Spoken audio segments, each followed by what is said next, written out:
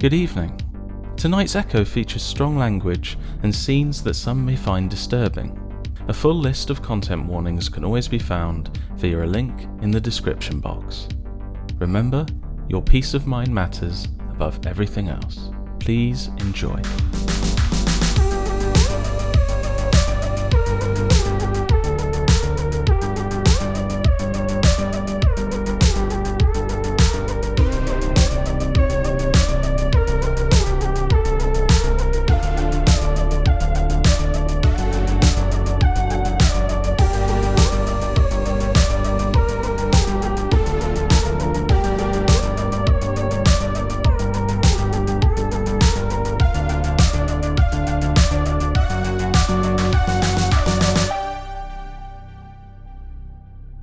The deal that Anya had made to gain her freedom had 3 conditions. Overwatch the Vorpal Engine, maintain the Vorpal Engine regardless of humanity or empathy, and insert an inch-long, translucent worm into her ear. That last one was dropped on her like a ton of bricks by the time she'd made it to her post. A guard had steered her through a long winding tunnel of rust and sheet metal to a sliding door that crept open before she was pushed inside, and it slammed itself shut behind her. Commencing Vorpal Decontamination Protocol, blared the overhead speaker. Please remain still while the process is underway. Thank you for choosing Vorpal. It was a small cube, a chamber, and she found herself sealed within it, doors on either side. The lights in the walls erupted and shot bright red beams into her face, while a rotating cylinder above sprayed her with a sour, vinegary chemical. Movement during the Vorpal Decontamination Protocol could result in additional Vorpal Decontamination Protocols. You will be charged for the inconvenience. We appreciate you keeping our people safe and our economy healthy. Thank you for choosing Vorpal. Motionless, arms hanging limp by her sides, Anya spoke for the first time in days. Ugh, piss off. Warning. Inappropriate language during the Vorpal Decontamination Protocol could result in a fine or an extension to the expungement of your record. Please chatter responsibly, and thank you for choosing Vorpal. She went back to silence after that. With the process complete, the lights dimmed right down, and the spinning cylinder clicked itself off. The door opposite was all that stood between her and her post. With a hefty clonk, the button beside it lit up green. She pressed it in, and the door shot upwards into the ceiling before she stepped through, pressed the button on the other side, and it dropped back down into position. She was finally there, at her post, with the darkness broken up purely by dozens of giant candles and lanterns. Not a light bulb in sight. It was easy on the eyes at least, which was a blessing after so much time spent in the passing. That life was behind her now, and this life, this new life, had just begun.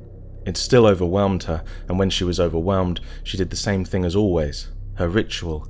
She took a small piece of paper out of her jeans and unfolded it, reading the message on it to herself. It wasn't your fault. Never again. She put the paper back in her pocket and took in her new surroundings. Her guard post was similar to a small studio apartment, but without any of the amenities you'd need to enjoy your time there. Opposite her was a huge desk that stretched from wall to wall, covered with dials, widgets and doohickeys that had once controlled a state-of-the-art security system and now just remained as nothing more than dusty plastic. Above it was a rectangular window, almost as large as the desk itself, staring out into the darkness of the cave beyond. She took a step closer to the glass for a proper view and saw a large hunk of machinery in the middle of the cave, several meters below. This was the Vorpal Engine, and it had been lit by an assortment of large candles, 5 to be precise, and some strategically placed mirrors. Glancing down further, she saw what she was dreading. The shoebox on her desk. It was the only thing there that looked new, and with her name scrawled on the front in white paint, she opened it. Inside, there was a note, handwritten. Please insert the worm into your right ear canal before beginning your shift. What worm? She moved the paper aside and saw a tiny jar beneath it. There was nothing else in the container, so she picked the jar up and found the creature within, an inch-long, translucent worm lying dormant. She looked back at the note. Please insert the worm into your right ear canal before beginning your shift, she said. again, glancing at the see-through critter in the box. Not on your bloody life! She went to put the jar back, returned to the passing above and call the whole thing off, but the fears of not getting her record expunged soon replaced her new fear of shoving a worm in her head. There was no easy way out of the passing. Only the lucky ones had a shot at overseeing the Vorpal Engine for a stint before their freedom, and nobody had ever rejected that position. She needed that record expunged, and she knew what was required of her to make it happen. Feeling her blood drain to her core, alongside regret for the full cup of coffee she swigged before her first day on the job, she plucked the worm from the jar between her thumb and forefinger and fed it gently into her ear. The worm woke up. It thrashed at first, slapping the inside of her ear canal as it fought against her, biting into her skin with needle-like teeth. After a quick taste, it calmed, accepting its fate perhaps, and slithered into her skull. Panic set in. Anya's panic. The head of the worm touched her eardrum. Her hearing popped, sending a sharp sting to the top of her brain before, at last, the worm pushed through into her inner ear. It was done. She sucked air in through her teeth, gripping the desk tight enough to break her fingernails. I'm okay. She said, breathing slow and steady, letting the colour return to her pale face. I'm okay. Happy to hear it. Oh, shit! Anya stumbled backwards, lost her balance on an old shag rug on the floor, and landed flat on her back. She looked around her, peering into every corner and under the desk for signs of life, and found nothing. There was nowhere in her post dark enough for someone to hide, and that voice, sounding as real as it did, could have come from someone breathing right down her neck. Sorry, didn't mean to scare you there. You're new, right? You'll have to excuse my, excitement, I guess. I've been waiting for Engine 2 to get a new assistant all day. What the fuck? Anya replied, sitting upright, the floor digging into her backside. Where are you? She kept looking to the right side of her, as that's where the voice seemed to come from, but when she turned her head... I'm at Engine 1. I'm the other guard in the cavern, far to your left. Please, don't panic. The voice was still in her right ear. That thing in your head, that's how you can hear me. Are you a worm? No, not at all. I'm a person, you're a person, at least I hope you are. I'd take a seat if I were you. This whole onboarding process isn't really easy on the brain. Okay. I'll just... Okay. She stood up, wheeling out the chair beneath her desk, and carefully sat herself on the stiff padding, turning her gaze to beyond the window. So... She placed her palms flat on the table. How does this work? Well, first of all, can you hear me properly? It's in the manual to check these things. It's like I've only got one headphone in. It's strange. Ah, right. Don't worry about that. So just kind of give your head a quick slap for me and that should sort that out. Right. Why didn't I think of that? Keep making noise for a second. Yes, The man began to hum an unrecognizable tune as she brought her right hand up to her head, open-palmed, and slapped it. The humming jolted, so she tried again, balling her hand into a fist and slamming it into her ear. Got it? Speak again? Yes. Hello, testing. This is Patrik, or Patrik, if I had to guess how you're gonna say it. Coming at you live from your earworm. Are you hearing me? Okay, I'm good. Thank you. Ow. Well then, allow me to get things rolling here. 1 second. Yes. Welcome to the Vorpal Engine maintenance program. Together we can keep our population warm, fed, and economically viable. Remember, the engines must remain active at all times, but one engine mustn't be left unsupervised to deal with the faults of another. Trust your coworker, which is me, by the way. Trust your coworker to maintain their engine, and they will trust you with yours. Now good luck and thank you for choosing Vorpal. Anya leaned back in her chair. It squeaked like a rusty bike chain. And that's that. There's also another question that I don't necessarily love myself. What is it? Who did you kill? And did they deserve it? Anya didn't know how to reply to that. And I'll leave that with you. Again, deeply sorry. No worries, mate. Not your fault. So, when do we get started? Well, right now. You're already on your way to expungement. Can't come soon enough. But, what do we, do? I can read the statement again if you'd like. No. God, no. I mean on a moment-to-moment kind of thing. What do we do? Well, let's see here. Do you have eyes on your engine? Yeah? Does it look okay? Yup. Well, there you go. As long as you can see the engine, we're in business. Oh, and there's also, you should be able to see like a little latch on the side of it. The lever-looking thing? Yeah, that's the one. Just check on that from time to time, make sure that it's in the upright position. The roaches like to mess with it. Upright position. Got it. Looks good on my end. Great. Anything else I can do for you? I don't think I caught your name. Oh, right. I'm surprised you didn't know already, assuming you can read my mind thanks to this worm thing. Well, I don't think it can read minds, really. You sure? Oh, I'm reading yours right now, I reckon. What? Yeah, I see. Lots of very attractive people playing volleyball. Really? No, Bellend, I'm fucking with ya. My name's Anya. Well, it's nice to meet you, Anya. I actually knew an Anya once before, back home. You wouldn't happen to be Swedish, would you? Because I'm Swedish. I'm from Sweden. Ah, right. I was wondering what that voice was. Okay, first of all, ouch. But second of all, it is pretty noticeable, huh? Afraid so. Well, you need anything else, Anya? She glanced around the room, hoping to find something that may help her occupy her time on duty, and came up short. There's not much to do in here, is there? No, sadly not. Once you're past the tech blockade, you're stuck with just a good book and your own thoughts. Because you did bring a book with you, right? Nope. Not much of a... Something in the darkness caught her eye, just for a moment, a shifting of light or a shadow dancing across the cavern walls. Or perhaps nothing at all. Not much of a reader, I guess. Well, not to worry. I'm just a phone call or, I guess like a worm call away if you need any company. No actual phones here. Why is that? Do they not trust us with them? I'm hardly going to call a warden on myself, am I? Sorry, Anya, but I have to ask, how much did they tell you about this place? Well, they gave me 2 of the 3 rules, pointed me towards a big door and said, go there. And that was pretty much it. Jesus Christ. Okay, gotcha. So here's a quick lesson. Technology of any kind isn't really allowed beyond the decontamination chamber.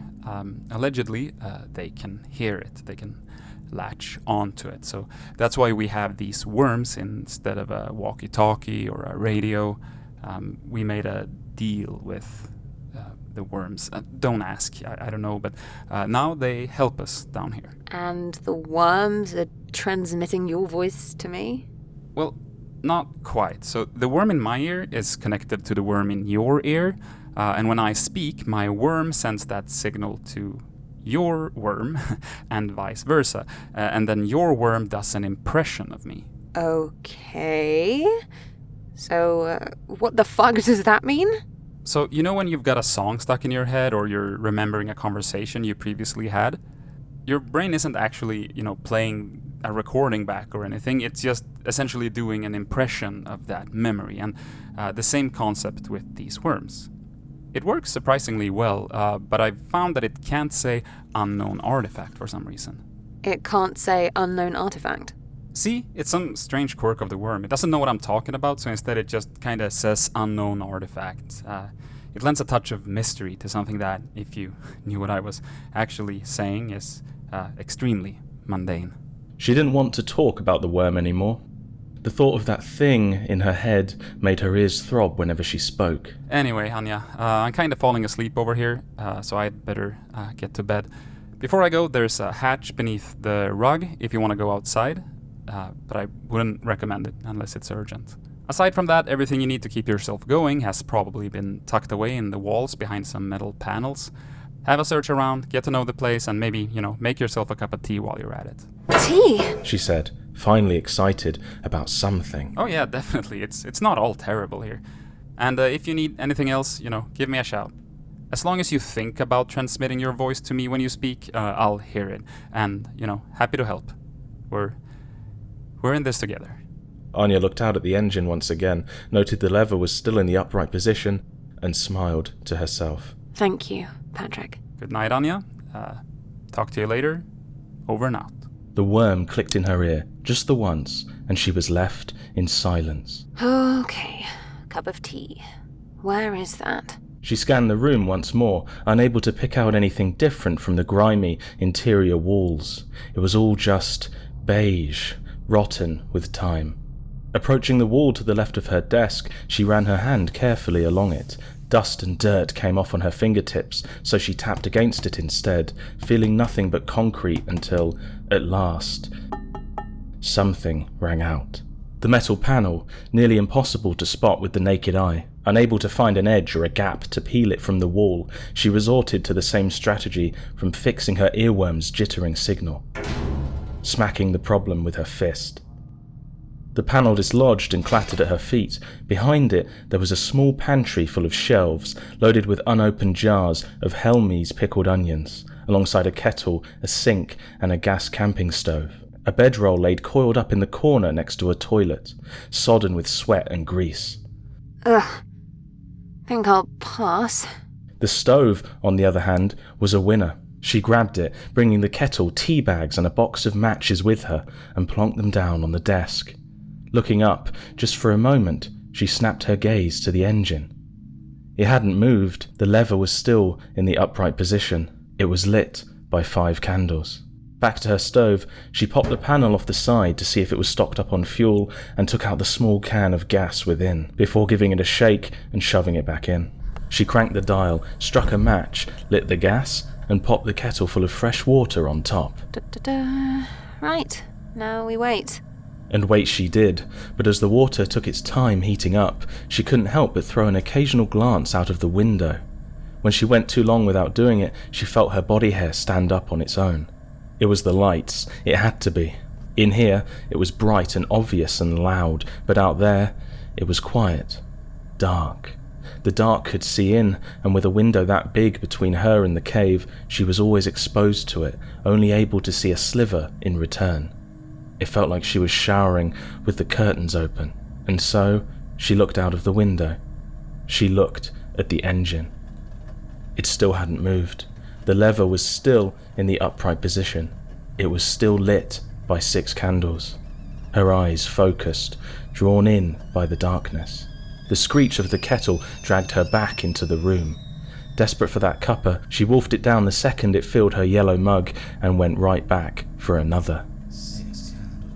She lost focus, regaining it only when she scalded her hand with hot water. Ow! Fuck. 6. There was something about the number 6. It itched at the back of her skull, chilled her skin to ice. She hit the deck before scuttling under the desk and pressing her back against the segment of wall beneath it. Shit. Patrik, are you there? The prospect of annoying the man she'd just met wasn't lost on her, but she couldn't let it wait. Patrik! Oh, come on, mate. I need you. She had to think about him. It was the only way the transmission would work, but that feeling, that overwhelming spinning in her head, made it tough to hold that thought down. She pulled out her keepsake, her piece of paper, and read it to herself. Oh, it wasn't your fault. It settled her down just enough. Patrik, this is Anya. Sorry to wake you. I have a problem. It's morning already. How can I help you? How many candles are meant to light the engine? 6, I think. Hold on. I'll take a look. Okay, thank you. Sorry about this. I just got a bit worried about something. That's all. Right. Yes, just looked. 6 candles. Why? Has one of yours gone out? No, one just came back on. Sorry? There were 5 when I got here, and I just looked now and there's 6. Hello? That's odd. Candles typically don't turn themselves on. Bloody right they don't, but one of them has, and now hiding under the desk in a bowl. It's not funny. What the hell do I do? Is it still on? I don't know, mate. Because I'm in a ball under the desk. Well, I was thinking that you might have just been looking at it from like a different angle. There could be dirt on the glass. I know that the man in there before you wasn't the tidiest. True. Shit. Fine, I'll go and check. Sure. Did you do it yet? Give me a second, I'm just building up to it. Okay, listen. The guy before you, the guy before him, and the guy before him, they all finished their shifts here and they got their records expunged, and you will get out of here too. You promise? I promise, okay? Look, the guy before you was some incompetent dick. He wouldn't stop talking to me about this eagle tattoo on his wrist, and he's out there free somewhere right now being an incompetent dick about something, so you'll definitely be fine. That was enough for her. She unfurled herself from her ball of safety. Scanning the cave beyond the window, she found that the engine was still lit by those 6 candles and tried to find an angle that could prove it had just been perspective. There was dirt and grime on the glass, lots of it too. So, what do you see? Not sure. Hold on. I'm getting a closer look. She climbed on top of the desk, grabbing a lantern on the way, and crawled over to the glass. When she reached it, that drop into the cave below, only inches away, felt much more real. Ugh, this thing is filthy. Give me a sec. She said, finding a rather egregious blob of gunk. She pressed her thumb against it and scrubbed, but it wouldn't budge. Grabbing the kettle, she dampened her shirt sleeve and began scrubbing harder, still to no avail. Everything okay over there? Don't hesitate to give me an update. It's weird. Anya replied, squinting her eyes and pressing her face right against the window. I think the dirt is on the outside. Fuck! A pale limb slapped against the glass. Anya screamed, toppling backwards off the desk and landing hard on the concrete below. Pain shot through her system, with ears ringing and the muffled concern of Patrik barely making it to her brain. But his voice wasn't alone in her head for long. Sound dropped out around her, leaving her clutching at her skull. She struggled to her feet, using the desk for support, and stared out of the window. The candles were flickering in and out of sight, but never being extinguished. 6 candles. There's 6 candles. There was always 6 candles. The realization punched a hole in her stomach. The candles had never gone out to begin with. Someone or something had been standing in front of them, blocking her view, observing her. It was then that the whisper broke through. No. Not you. You can't be here. Another voice emerged, overlapping the one before it.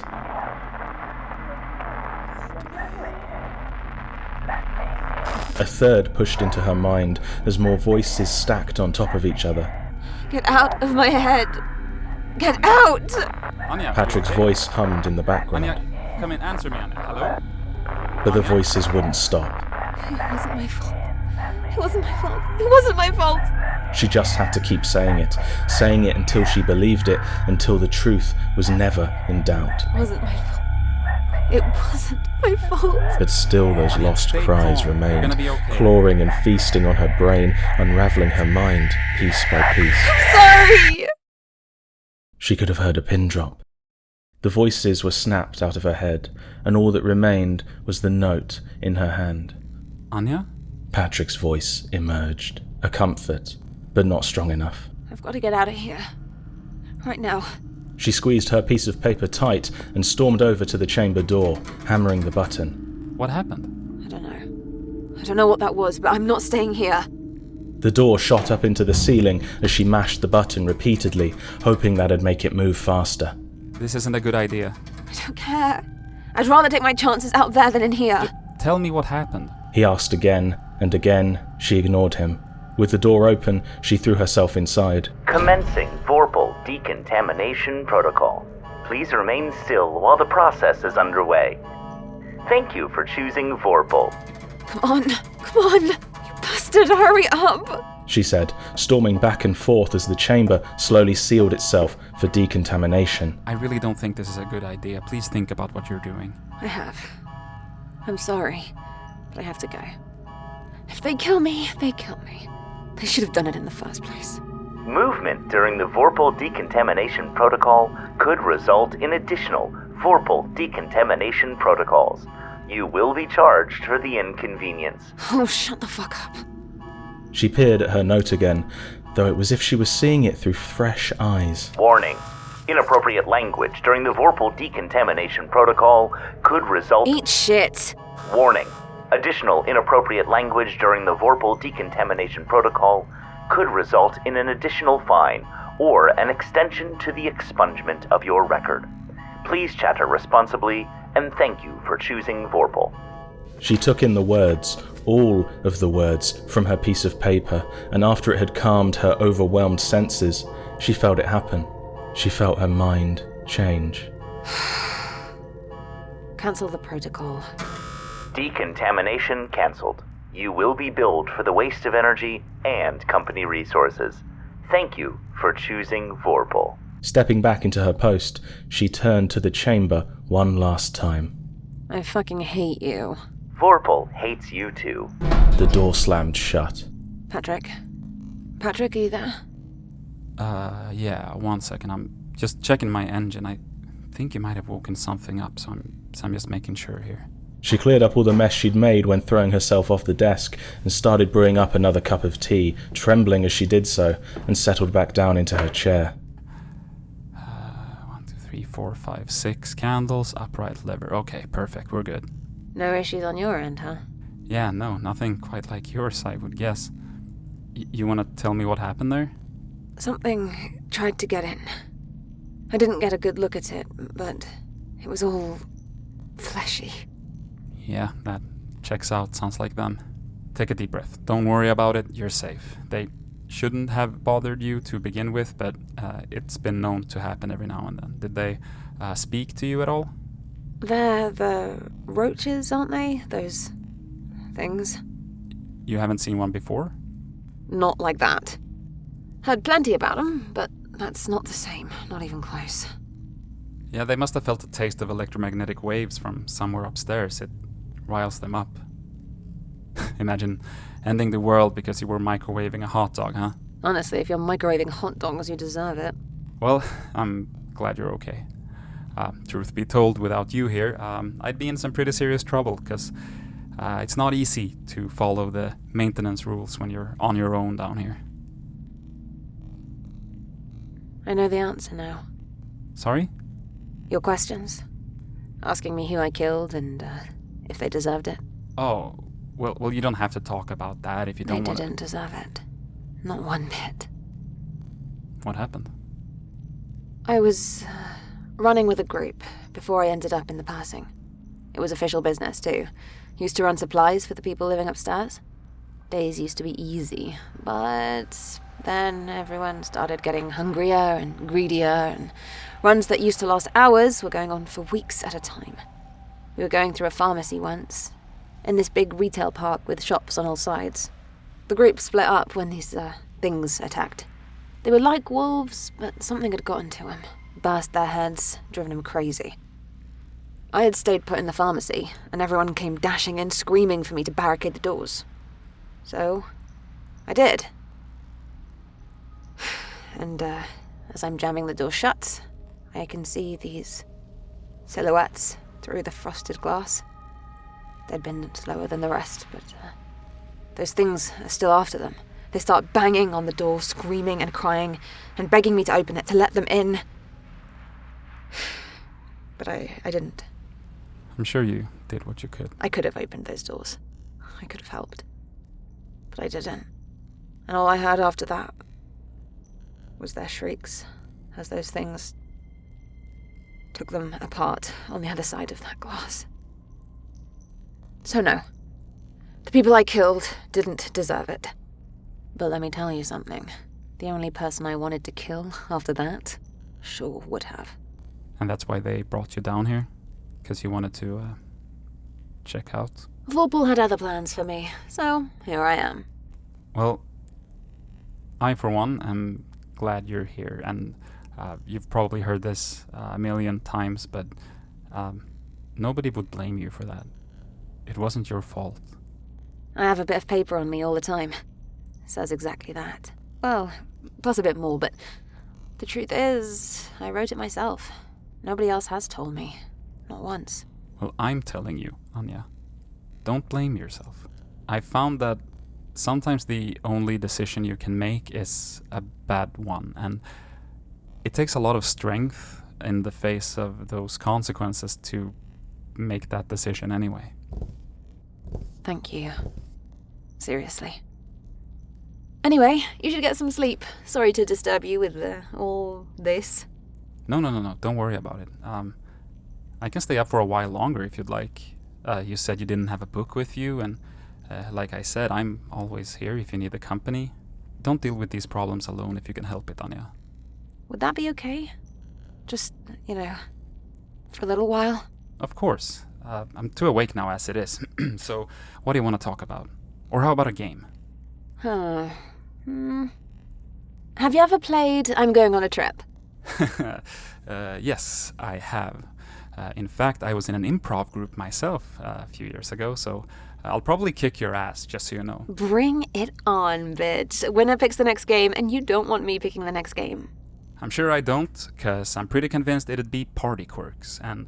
As the pair played long into the night, Patrik soon realised that it was, indeed, Party Quirks.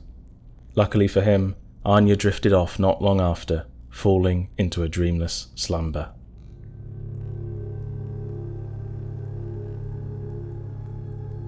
Anya? I'm up. She said, nearly falling off her chair some hours later.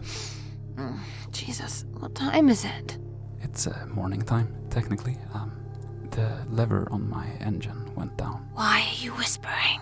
I went out there to reset it, and something followed me. Shit. You okay? You safe? I'm sitting on the floor hatch right now, and they're trying to get in. I think you really pissed them off last night. Can I help? No, you stay there, okay? Remember the rules. I just need to wait this out. If there's anything I can do. Please stay there. Please.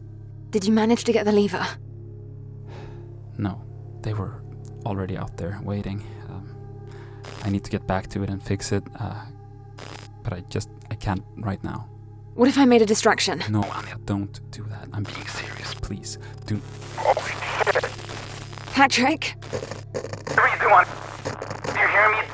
Remember the rules, okay? Your engine must faster. Stay at your post, okay? So please, empathy, no matter what. Patrik, come in, mate. You're worrying me. The signal had been lost. She sat still, paralysed and plagued with choice. It was against the rules to abandon her engine for another, and she knew that. But then her piece of paper called to her, just as it had when she went to leave, only to change her mind. She stared at it, all of it, like she had many times before. It wasn't my fault. And as she scrunched the paper up in her hand and tossed it to the ground, she knew what she had to do. Never again. Lifting the shag rug from the ground, she threw it aside to reveal the floor hatch underneath. She grabbed at the handle, twisted it, and yanked the hatch open. Below, disappearing into the dark, was an old, rickety ladder. She pocketed one of the stove's gas canisters and some matches, picked up a lantern from her desk, held the handle tightly between her teeth, and sheepishly begun her descent. Reaching the bottom, she looked out across the cavern before her, feeling the bitter chill as goose flesh sprouted from her arms. Her engine was safe, secure, and so she pressed on. Stepping out into the open space, she turned to her left, seeing the cave extend outwards for hundreds of meters ahead of her, and at the end was the engine. Patrik's engine. Thinking fast, she broke into a sprint, skirting over the rocks and hopping stalagmites that blocked her path. The eyes she'd felt on her back in the guard post remained, but now she was in the dark herself, and felt slightly more comfort there. The engine grew nearer. A single faint light from Patrik's guard post poked out across the cavern. It drew her eye for a moment too long, and she collided with something soft, sending her tumbling to the dirt. Before she could say anything, it was on her. dancing shadows across the cavern walls. A creature planted its body on top of her, hissing and snarling as it scampered up her frame. She struggled for her lantern, having dropped it just out of reach, when it revealed the creature's true form. It was pale, deathly pale, a poor imitation of a human with an inflated skull and eyes dangling from nerves. Unable to reach the lantern, she pulled a match from her pocket and struck it between her teeth before taking out the gas canister, piercing it with a whack on the ground, and ignited it. Flames rushed forward, sizzling the creature's flesh before she reached for the lantern again, hooking a single finger through the handle. She tugged the lantern closer, slid her hand through the metal loop, and smashed the creature's face to powder. After landing the killing blow, with the roach's skin bubbling and crackling under the heat, she caught a glimpse of a small marking on its wrist. A tattoo of an eagle. But she didn't stop for a breath. Slipping away, running faster than ever, she reached Patrik's engine. The lever was still down. She grabbed it with both hands and threw it back up as hard as she could. It snapped into place. Turning around to Patrik's guard post, she charged over to the ladder hanging below it and tilted her lantern upwards. There was nothing up there, nothing trying to get in, but the hatch hung loosely from its hinges. Something had made it inside. She gripped the lantern between her teeth and climbed, the shot of adrenaline sending her up those rungs until she emerged out of the darkness and into the dim warmth of Patrik's guard post. And there a man sat, alone in his chair. No. No. No. His arms hung loose and decayed by his side. His trousers were crusted with blood, but there was something more. With her lantern, she scanned his body, soon reaching his head, which had grown bulbous with a faint pink slime wrapped around it. His skull had been ripped apart, frozen in time, at the exact moment when something inside had burst its way out. Shards of bone hung in the air. His eyes drooped lifelessly, nerves attached.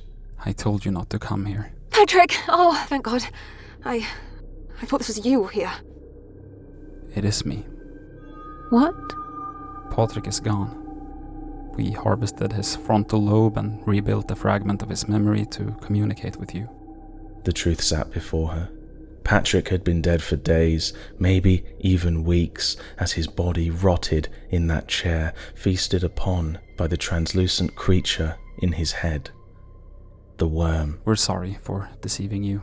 We needed to test you, to find a mind that would follow the rules without humanity, without empathy. She tried to dig a finger deep into her ear to yank the parasite out, but it had already begun. It had grown fatter, jutting out from both her ears, feeding off her brain. It had buried itself in too deep. No, you're here to help us. We made a deal with you. Yes, but they made a better one. We don't need to disable the engines, not anymore. The passing will be theirs. We just need more people that will do as our employer asks, and that is not you. She fell to her knees as the pressure kept building inside her head, and the worm threaded through her brain continued to swell. I don't understand. We've observed your every move. You felt us. Our voice crawled from one side of your brain to the other. It grew louder, clearer, and you didn't notice, not for a moment. We told you what to do, but you didn't listen. Wait! Goodbye, Anya. The last thing she felt was her skull breaking apart. As she lay dying, with the signals in her brain going out like candles, her final voice, Patrik's voice, pushed its way through. This wasn't the one. Prepare post 2 for the next candidate, and as for this one, put her with the rest of the roaches.